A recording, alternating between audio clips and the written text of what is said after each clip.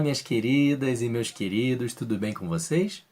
Sejam bem-vindos, eu sou Jefferson Braga, o JB, professor de Língua Portuguesa, estagiário de Letras da UTF-PR. E hoje nós iniciaremos o último dos 3 módulos previstos para esse conteúdo programático. Esse programa incluiu, além das tipologias e gêneros textuais, os gêneros da esfera discursiva jornalística, com ênfase no artigo de opinião, que é o tema da aula de hoje.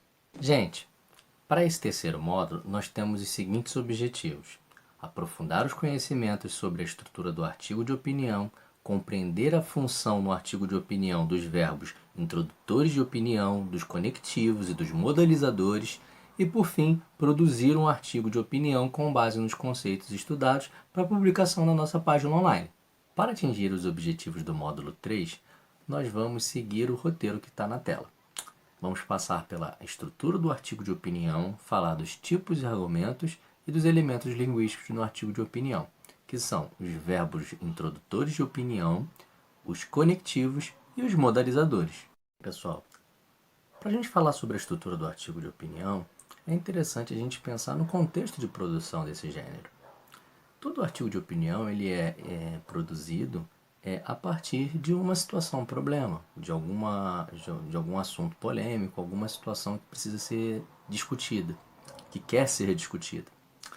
E ali a gente tem uma proposta da professora Koch, de 2013. Ela divide o artigo de opinião em 3 partes, que seriam a situação problema, seria ali a introdução, o tema, a tese que vai ser discutida, colocada a questão a ser desenvolvida para guiar o leitor, logo de cara. Lembra que a gente falou para deixar bem claro, logo na introdução, essa seria a situação problema. O desenvolvimento seria a discussão que é feita sobre o tema. Ali são expostos os argumentos e se constrói a opinião a respeito do tema com base argumentativa. E, por último, a conclusão, que seria a solução, a proposta de solução ou avaliação daquilo que está sendo discutido. Ali a gente evidencia a resposta apresentada, podendo haver a reafirmação da posição assumida. Você tem uma tese, discute essa tese e reafirma a opinião a respeito ou indica uma avaliação para uma possível mudança.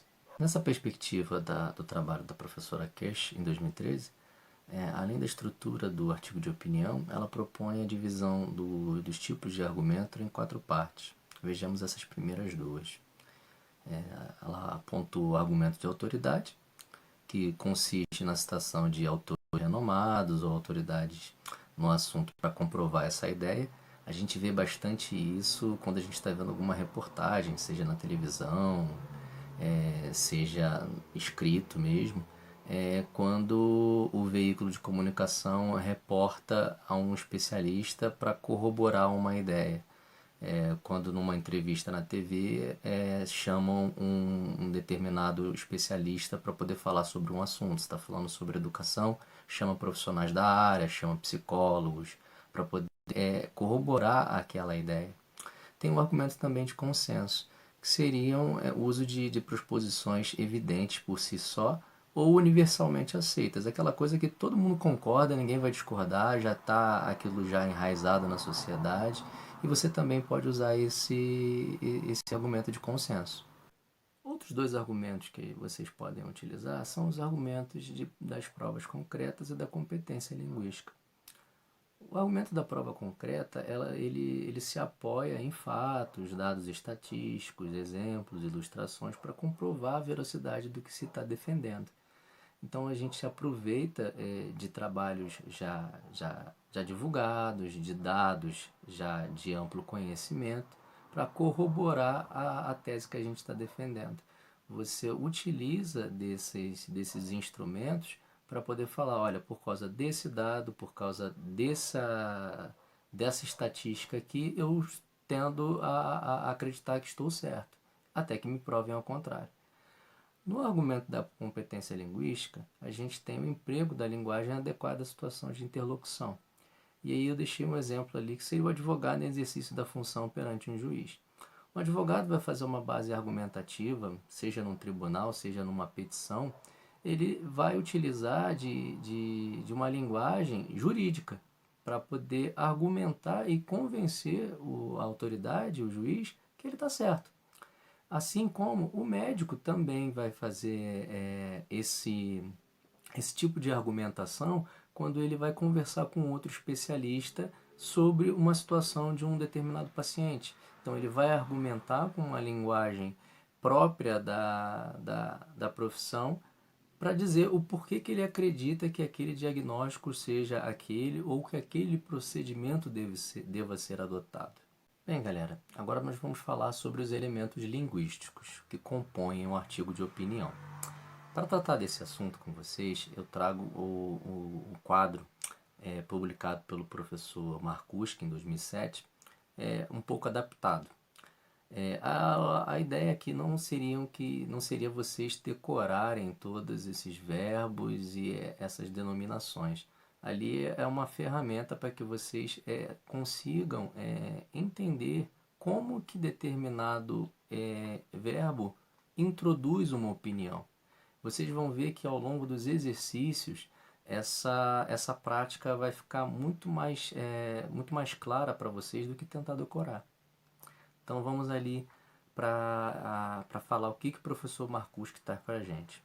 Teriam as posições oficiais e as afirmações positivas, que seriam os verbos declarar, afirmar, confirmar. Todos esses verbos vocês veem que têm o mesmo significado. Eles procuram dizer a mesma coisa. Eu declaro isso, eu afirmo isso, eu confirmo isso. É mais ou menos a mesma coisa. A força do argumento é quando você quer dar um pouquinho mais de ênfase nesse argumento. Né? A ideia é você dar um pouquinho mais de força nesse. E aí você utiliza esses verbos introdutores. Ressaltar, acentuar, enfatizar. Quando você já fez um argumento, e aí para enfatizar, para você reforçar aquilo que já foi falado, e aí você introduz um verbo desse, como ressalto que isso, acentuo que aquilo, enfatizo que esse é o problema, mais ou menos isso. Aí temos a emocionalidade circunstancial, o desabafar, o esbravejar, o ironizar. Você vê que esses verbos estão muito ligados a sentimento. Você desabafar porque você se chateou com alguma coisa, está precisando colocar aquelas informações para fora, e aí você desabafa, esbraveja, ironiza. Então são verbos que estão mais ligados à emocionalidade, quando você tem a intenção de ir por esse caminho da emoção. Temos também a provisoriedade do argumento, que são verbos que têm o caráter de mutabilidade. Temos como representantes ali o verbo achar, o julgar, imaginar. São verbos que traduzem essa sensação de que, olha, no momento eu penso assim, posso mudar, mas no momento eu penso assim. Tem os verbos indicadores de retomadas opositivas, organizadores dos aspectos conflituosos. Esse número grande ele trata como representantes ali o reafirmar, o discordar, o defender. Ou seja, são verbos que estão intimamente ligados a uma situação de conflito. Se reafirmar alguma coisa é porque alguma coisa não ficou clara. Você afirmou, teve um conflito e você está precisando reafirmar. Discordar, concordar, defender. Segue um pouquinho nessa linha. Para fechar esse quadro de verbos introdutores de opinião do professor Marcuski, a gente tem essa tela, que seriam os organizadores de um momento argumentativo no conjunto do discurso. Prosseguir, concluir, acrescentar. Você já introduziu alguma coisa e agora o próximo passo seria esse. Olha, eu vou prosseguir com outro argumento, eu vou desenvolver mais um argumento aqui. Ou já desenvolvi os argumentos que precisava e agora eu vou concluir alguma coisa. Ou Já coloquei mais alguns argumentos, mas eu ainda acho a necessidade de acrescentar algo. Seria esse organizadores de momento do discurso, para que você fique muito claro para quem está lendo em que momento da sua argumentação você está. Você está concluindo, você está colocando mais argumento, você continua com o mesmo argumento, você está prosseguindo nessa linha de raciocínio, nessa linha. Temos os verbos interpretativos do caráter ilocutivo do discurso referido. Ilocutivo que se realiza ou pretende realizar uma ação com o que se diz, tá, gente? Então, a gente tem ali como representantes o verbo advertir, censurar, sugerir. Eles são verbos que prometem fazer alguma coisa já fazendo. Então, quando você vai falar sobre alguma advertência, você já está advertindo. Censurar, você já está efetivamente censurando. Sugerir, você já está fazendo uma sugestão. Então, são verbos ilocutivos, são verbos que eles pretendem realizar uma ação diretamente com o que se diz. Eles já fazem a ação no momento que já estão enunciando. Meus queridos, operadores argumentativos. Para tratar desse tema com vocês, eu faço uma mescla das reflexões teóricas da professora Queixe, Có e Castilho de Castilho. Nós temos ali a divisão dos operadores argumentativos em duas partes, os modalizadores e os conectivos. Os modalizadores são elementos utilizados para demarcar a opinião do autor na escrita e na fala. É por meio deles que são destacadas as intenções e percepções de quem fala ou escreve algo. Esse papel é desempenhado por substantivos, adjetivos, advérbios, locuções adjetivas, locuções adverbiais. É por meio desses elementos que a gente modaliza o nosso discurso. Passa para quem nos ouve ou quem nos lê as nossas intenções. Para dar um exemplo, a gente tem, quando a gente vai dar uma notícia do falecimento de alguém, você opta normalmente por esse verbo, o falecer, do que o morrer. Isso não é uma escolha que não tem nenhuma intenção, ela tem a intenção de atenuar uma experiência que para todos é ruim. Então, quando a gente utiliza esses modalizadores, a gente, com intenção ou não, a gente transmite a nossa percepção, o que a gente está sentindo em relação a determinado assunto. Os conectivos, eles servem para ligar as frases, orações, parágrafos. Eles permitem a conexão de ideias e estabelecem uma sequenciação coerente no texto. Eles são fundamentais para a coesão e coerência do nosso texto. Esse papel é desempenhado principalmente pela conjunção, pela preposição e pelos sinais de pontuação.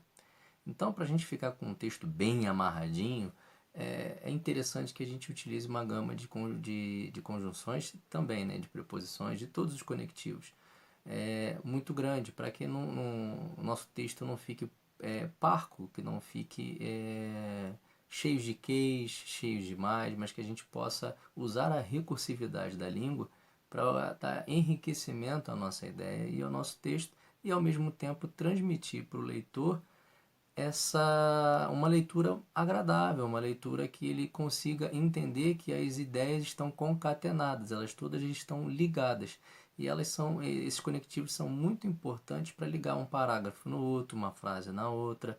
É bem interessante a gente dar importância ao uso dos conectivos no nosso texto. Vamos falar um pouquinho sobre os modalizadores discursivos. A gente traz ali um quadro adaptado da proposta de Castilho de 93. Os modalizadores, eles expressam uma avaliação sobre o valor e as condições de verdade de uma proposição. A gente tem ali uma divisão entre asseverativos, afirmativos e negativos. Seriam as expressões representadas pelas expressões realmente, evidentemente, naturalmente, efetivamente, claro, certo, lógico, sem dúvida, mesmo, seriam os afirmativos. Vocês vão ver aqui que que os advérbios são modalizadores riquíssimos, tem vários deles. E todas essas expressões que eu mencionei, elas dão essa ideia transmite essa ideia de afirmação, né? De realmente isso, evidentemente aquilo. Negativos a gente tem o de forma alguma, não vou fazer. De jeito nenhum, em hipótese alguma isso vai acontecer. Esses seriam os asseverativos negativos. Você vai reforçar, você vai enfatizar que uma coisa ou é afirmativa ou negativa, que não vai acontecer de jeito maneira. Também tem essa expressão. Os quase asseverativos eu coloquei entre parênteses, por isso que a gente fala adaptado, os dubitáveis, porque eles não transmitem essa noção de afirmação, de certeza. Eles quase lá, né? Você fica meio assim, você fica no meio em cima do muro. Então a gente tem as expressões talvez. Você vai na festa? Talvez. Assim, possivelmente, provavelmente isso vai acontecer. Você não.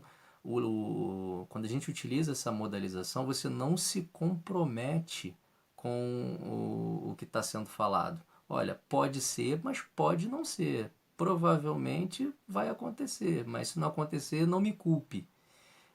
Temos o eventualmente, o porventura, ocasionalmente, e tem a expressão quiçá, que é mais da fala, né? Quiçá alguma coisa, é difícil você ver na escrita, mas na fala acontece. Tem os delimitadores também, que seria o quase, tipo, uma espécie de, geograficamente, biologicamente, linguisticamente, politicamente correto. A gente tem até a expressão politicamente correto, é um delimitador, né? Ele é correto politicamente, biologicamente, geograficamente. Então ele é um delimitador. Nesse novo quadro a gente tem outros modalizadores. Tem os que eles chamam, que os autores chamam de deônticos, né? Eles referem-se ao eixo da conduta, da obrigatoriedade, da permissibilidade, da escolha. Obrigatoriamente, necessariamente, é proibido, se quiser, se preferir, não é necessário, não quero, impreterivelmente, indispensável ou indispensavelmente, fatalmente, absolutamente, inevitavelmente, ou seja, a gente tem uma gama de advérbios muito grande. O que eles dizem ali é em relação à obrigatoriedade. Olha, você precisa fazer isso aqui, é necessário que você faça, é obrigatório que você faça, o prazo impreterivelmente é no dia 5, ou seja, daquele dia não vai passar. Então você expressa esse eixo de conduta. Quem escuta o impreterivelmente ou indispensável, ele sabe que aquilo tem que acontecer, não pode ser modificado. A gente também tem as expressões sobre as reações afetivas do autor ou falante, que seriam subjetivas, que seriam caracterizadas como subjetivas e como intersubjetivas, que tem infelizmente ou felizmente, curiosamente, surpreendentemente e espantosamente, que seriam subjetivos. Uma coisa, poxa, infelizmente isso aqui aconteceu. Depende de quem está falando. Às vezes uma coisa é curiosa. Curiosamente, é curiosa para uma pessoa e não é curiosa para outra. Por isso é subjetivo. O intersubjetivo, nós temos o sinceramente, o francamente, o lamentavelmente e o estranhamente, que são aquelas que dá a noção de sentimento, né? Francamente, lamentavelmente isso aconteceu, estranhamente, de modo muito estranho isso aconteceu, eles são classificados como intersubjetivos. Gente, agora a gente vai falar sobre os conectivos. Os conectivos têm várias classificações e a gente vai falar um pouquinho delas. Vocês vão ver que realmente tem o nome que dá é a função que esse conectivo desempenha dentro do texto. Nós temos ali os conectivos classificados como aditivos, né? São os relacionados à adição. Eles somam argumentos a favor de uma mesma conclusão. Quando você fala alguma coisa, fiz isso e aquilo. Ele está somando, você fez uma coisa e outra. E também, ainda, nem. Os de finalidade indicam uma relação de finalidade. A fim de, com o intuito de, para que. Eu fiz isso, eu fiz essa aula para que vocês aprendessem. Ou seja, eu fiz com essa finalidade. Causa e consequência. Inicia uma oração subordinada indicadora de causa. Visto que, em virtude de, em razão de, devido a, em decorrência de. E tem os de explicação, que introduzem uma justificativa. Pois, já que, porque e etc. Por aí vai. Os conectivos que contrapõem os argumentos voltados para conclusões contrárias são os conectivos de oposição. Porém, todavia, entretanto, apesar de, não obstante, embora. Os de condição indicam uma hipótese ou uma condição necessária para a realização ou não de um fato. Caso, se, contanto que, a menos que, desde que, eu faço isso para você, desde que você me elogie, desde que você me pague, desde que você me peça, desde que você me chame. Tem os de tempo, inicia uma circunstância de tempo. Logo que, em pouco tempo, depois que, quando, sempre que. Quando queremos dar uma ideia de proporcionalidade, a gente utiliza esses conectivos. Tanto quanto, à medida que, ao passo que, à proporção que. Os de conformidade, eles exprimem uma ideia de conformidade ou acordo em relação a um fato expresso na oração principal. A gente tem, segundo o professor fulano, conforme publicado no jornal Bertano, de acordo com ciclano, consoante, etc. Temos o de conclusão, que introduzem uma conclusão relacionada a argumentos apresentados anteriormente. Então, na nossa dissertação argumentativa, no nosso texto, no nosso artigo de opinião, lá no finalzinho do texto você vai falar: portanto, então, assim, logo, por isso, por conseguinte, de modo que, em vista disso, para transmitir essa ideia de conclusão.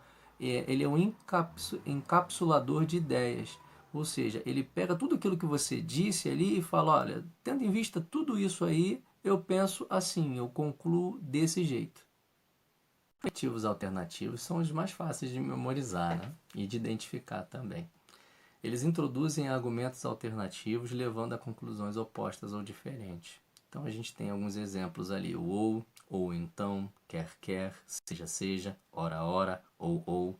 A gente tem aquela expressão, né? Você quer queira, quer não. Ou seja, é uma alternativa. Você querendo ou não, querendo ou não querendo, aquilo vai acontecer. Tem os comparativos, que estabelecem as relações de comparação entre os elementos. Então, quando a gente quer comparar alguma coisa com outra, a gente fala: isso aqui é mais do que aquilo, menos do que aquilo, assim como aquilo, tão quanto, tanto quanto, tal quanto, como. Tem os de esclarecimento, que são bem introdutores, né? De opinião. Eles introduzem um enunciado que esclarece o anterior. A gente tem ali os exemplos: vale dizer, ou seja, quer dizer, isto é, quando você terminou de explicar alguma coisa e aí você, para ficar aquilo, ou para você evidenciar, ou para ficar claro aquilo que você quis dizer, você se vale desse tipo de operador. Vale dizer isso, ou seja, aquilo, isto é, aquilo, e por aí vai. A ideia de você utilizar esse é para reforçar um argumento que você já concluiu, mas que você quer reforçar para o seu leitor a importância desse ponto. Por fim, a gente tem essas últimas duas classificações de conectivos: os de inclusão e o de exclusão. Os de inclusão assinalam um argumento mais forte, orientando no sentido de uma determinada conclusão. A gente tem como exemplos o até, o mesmo, inclusive, até mesmo, também, etc. Os de exclusão indicam uma relação de exclusão entre duas orações: só, somente, apenas, senão, etc. Gente, eu trouxe alguns exemplos para poder deixar bem mais claro, para a gente ver como que esses exemplos funcionam dentro de um contexto. Temos ali, José vai trabalhar pois precisa de dinheiro, ou já que precisa de dinheiro, ou seja, é uma explicação. É o motivo que o José vai trabalhar. Ele vai trabalhar pois ele está precisando de dinheiro. Ele vai trabalhar já que ele está precisando de dinheiro. O José vai trabalhar, portanto, ou logo receberá dinheiro. É uma conclusão. Por quê? A gente espera que todo mundo que trabalha vai receber um pagamento. É a conclusão que eu faço. José vai trabalhar, saiu para trabalhar. Logo, ele vai receber um dinheiro por isso. Temos a outra. José vai trabalhar, mas não vai ganhar dinheiro. Ou, no entanto, não vai ganhar dinheiro. Por que ela é opositiva? Porque a gente espera que alguém que saia para trabalhar, a não ser que ela esteja fazendo um serviço voluntário, ajudando um amigo, se ela está saindo para trabalhar, normalmente ela recebe algum dinheiro por isso. Então, por isso essa conjunção dá a ideia de oposição. Olha, ele vai ganhar, ele vai trabalhar, mas ele não vai ganhar dinheiro por isso. E normalmente quem trabalha ganha dinheiro por isso. E temos a última ali, José vai trabalhar para ganhar dinheiro ou com o intuito de ganhar dinheiro. Ele vai trabalhar com essa finalidade. Né? Ele, pô, eu preciso trabalhar, vou trabalhar e eu tenho, que eu espero com isso? Eu tenho a finalidade de ganhar dinheiro trabalhando. Então vocês veem que a conjunção nas 4 orações ela muda completamente o sentido da frase. Perceberam bem a diferença? Bem, pessoal, eu trouxe uma atividade de fixação para vocês verem como que isso pode cair num concurso, numa prova. Tem aquele poema ali, é um poema do Carlos Drummond de Andrade. O mundo é grande e cabe. Nesta janela sobre o mar é grande e cabe. Na cama e no colchão de amar. O amor é grande e cabe. No breve espaço de beijar. Enunciado. Neste poema, o poeta realizou uma opção estilística, a reiteração de determinadas construções e expressões linguísticas, como o uso da mesma conjunção para estabelecer a relação entre as frases. Essa conjunção estabelece entre as ideias relacionadas um sentido de comparação, oposição, finalidade, conclusão, alternância ou adição. Vou deixar vocês um tempinho para vocês responderem. E aí, gente? Lamento aos amigos que optaram pela letra F, adição. Percebam que nem sempre a conjunção E ela vai dar essa noção, ela vai transmitir essa noção de adição. Nesse caso, a alternativa correta é a letra C, oposição. Se a gente for interpretar o poema e pensar, a gente vai chegar a essa conclusão muito fácil. O mundo é grande e cabe. O mar é grande e cabe. O amor é grande e cabe. Ou seja, se algo é muito grande, a tendência a gente espera que não caiba. Ou seja, o mundo é muito grande, mas ele cabe. O mar é grande, mas ele cabe. O amor é grande, ainda assim ele cabe. Ou seja, a utilização da conjunção e ali foi uma opção da banca para confundir o candidato. Porque normalmente a gente está habituado a esperar que a conjunção e ela transmita uma ideia aditiva. E nesse caso, ela faz uma oposição. A gente tem que não só olhar a conjunção, mas é importante a gente ver qual é a função que essa conjunção desempenha no texto. Então fiquem atentos a isso, tá? Pessoal, eu trouxe uma outra atividade que eu chamo de atividade de percepção. Nós temos ali um artigo de opinião produzido pelo professor Merhara Parente, no jornal O Povo. E a minha ideia é que vocês leiam esse artigo de opinião e tentem destacar, perceber no texto os elementos, os operadores argumentativos, os verbos introdutores de opinião, os modalizadores discursivos utilizados pelo professor para demarcar a opinião dele e para deixar o texto coeso e coerente. Vamos fazer essa atividade para depois a gente fazer uma produção escrita. Então a ideia é que vocês percebam como que ele conduz a leitura no artigo de opinião para que vocês possam fazer isso na produção de vocês. Bem, gente, já que vocês estão familiarizados com o texto, agora a proposta é fazer uma atividade de fixação. Vocês vão clicar no link que está aqui na descrição desse vídeo para acessar a atividade. Ela, como as outras, ela vai estar fixada lá no Google Classroom e vocês vão preencher nos formulários as respostas para as percepções que vocês tiveram no texto. Vamos lá? Bem, galera, clicando no link vocês serão redirecionados para essa página aqui. E aí tem essas atividades para vocês fazerem. Eu não vou ler, tá? Para a gente otimizar o tempo da aula. Então a gente tem ali algumas reflexões sobre o texto e a ideia é vocês apontarem alguns ou modalizadores ou verbos introdutores de opinião ou conectivos que foram utilizados pelo professor para transmitir alguma determinada ideia. Então vocês vão preencher, tem múltipla escolha, tem resposta curta, tem todas as alternativas. É uma atividade pequena, só tem 4 questões, é mais para poder fixar o conteúdo que foi estudado.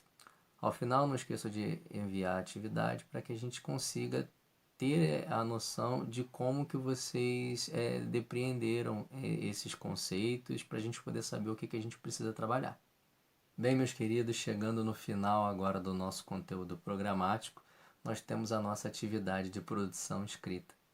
Depois todos esses conteúdos, esses conceitos, os exemplos que a gente trabalhou, os textos, eu acho que a gente já tem uma gama de conhecimento interessante para que a gente produza um artigo de opinião. Então eu vou deixar para vocês na descrição desse vídeo um link com essa matéria que está na tela completa e um outro link para vocês postarem o artigo de opinião de vocês. Os melhores a gente vai selecionar os que tiverem a base argumentativa mais bem trabalhada para publicar na nossa página. Então, vocês veem esse artigo de opinião, essa matéria completa, mais para poder pegarem mais informações e acrescentar as informações que vocês já tinham dos outros textos que a gente trabalhou sobre o tema. Espero que vocês façam uma produção tranquila e fico à disposição de vocês para poder dirimir dúvidas ali no fórum e aguardo essa produção de vocês, que acredito eu que vai ser muito boa, haja vista o ótimo desempenho que a gente teve nas outras atividades anteriores. Bem, pessoal, é com muita satisfação que eu venho falar para vocês que a gente atingiu os objetivos propostos agora no módulo 3, que era aprofundar os conhecimentos sobre a estrutura do artigo de opinião, compreender a função dos elementos linguísticos, dos verbos introdutores de opinião, dos conectivos e dos modalizadores no artigo de opinião, e que era produzir um artigo de opinião com base nos conceitos estudados para publicação na nossa página, que foi feito com muita maestria por vocês. Então a gente vai deixar lá no fórum depois para poder ver quais que serão os mais votados, mas eu fiquei muito contente com toda a produção que vocês fizeram e a evolução ao longo dos módulos. Agradeço a oportunidade e nós nos vemos no próximo conteúdo programático. Até mais!